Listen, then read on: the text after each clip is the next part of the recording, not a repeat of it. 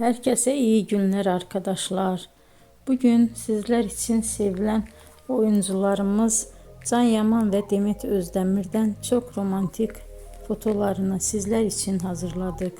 Onlar Erkenci Kuş dizisinde başrolları paylaşmış ve sevgili olmuştular.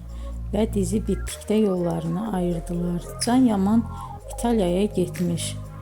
Orada yeni dizide rol almış. Arkadaşlar biz de sizler için onların en romantik karelerini hazırladık. Arkadaşlar kanala abone olup yorum yazsanız, videoları sona kadar izleseniz çok sevinirim. Hoşça kalın. Bizden bu kadar arkadaşlar.